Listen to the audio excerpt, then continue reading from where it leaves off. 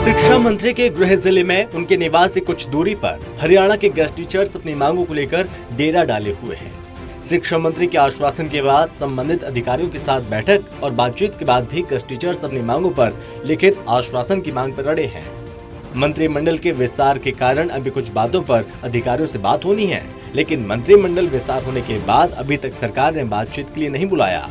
Guest teachers का कहना है, अब आर पार की लड़ाई के लिए तैयार हैं। सरकार हमें हल्के में ना ले, हमारी जायज मांगों पर सरकार ध्यान दे। वहीं गेस्ट टीचर संजय तोशाम ने कहा कि एक तरफ पूरा देश नया साल जश्न के साथ मनाएगा, वहीं गेस्ट टीचर्स अपने परिवार से दूर रहकर सड़कों पर धरने पर बैठेंगे। उन्होंने कहा, हर बार सरकार आश्वासन देती है, लेकिन लिखित रूप में कुछ भी नहीं मिला। हम अपनी मांगों को मनवाकर ही यहाँ से उठेंगे। शिक्षा मंत्री से मिले तो उन्होंने कहा था कि अपने सर्विस रूल के बारे में आप जय गणेश सिंह जी से मिलें और वो आपकी बातें मान लेंगे। उसके बाद मैं आपकी मीटिंग अमित अग्रवाल जी से बेसिक सैलरी को लेकर करा दूंगा। और उन्होंने उसी टाइम अमित जी से बात भी की थी फ़ोन पे, तो अमित जी ने कहा था कि आप आ जाइए और मैंने इनका बेसिक सैलरी का एक चार्ट बनाया हुआ है और आप आएँ प्लीज़ मेरे साथ मीटिंग करें और उसको फाइनल करते हैं, तो आप इनको भेज दीजिए। लेकिन आज तीसरा दिन हो गया जी। अमित जी का पहले मंत्रिमंडल की वजह से विस्तार था, जो उसकी वजह से हमारी बातचीत अमित जी से नहीं हो पाई है।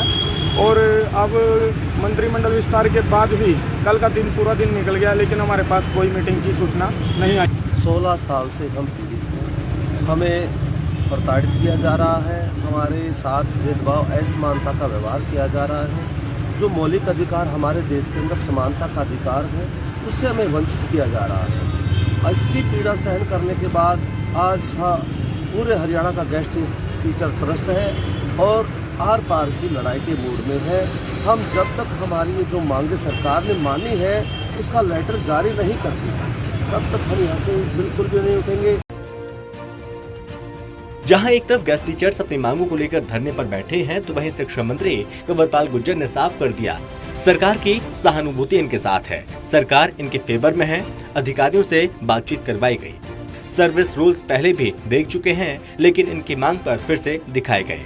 ये सब अधिकारियों से बातचीत करने के बाद संतुष्ट हैं। इनके यूनियन का ही कुछ विवाद है, जिस वजह से ये धरने पर बैठे हैं। कुछ सहमत कुछ असहमत हैं। इस प्रकार से रास्ता रोकना गलत है और ऐसे तो समाज के लिए मुश्किल हो जाएगा। उन्होंने कहा कि नियमों के अधीन जो हो सकता है वही किया जाएगा। सरकार की इस प्रकार की सोच थी कि अभी इनको नहीं बीच में छोड़ना चाहिए और सरकार ने उस प्रकार का प्रयास भी किया। उनको एक गारंटी भी दी कि भी 58 साल तक आपको नहीं हटाएंगे। तो सरकार तो इनके फेवर में है, सरकार ने फेवर में ही काम किया। लेकिन अगर उसके बावजूद भी अगर ये नहीं मानते जिद करे तो इनकी है सोच। मेरा मानना है, एक तो ये बात है भी, मेरा मानना ये है कि तो नियमों के अंतर्गत ही हम इनकी मदद कर सकेंगे और जो मदद जायज है वो हम करेंगे। अब देखना होगा गेस्ट टीचर्स और सरकार के बीच का गतिरोध कब खत्म होगा।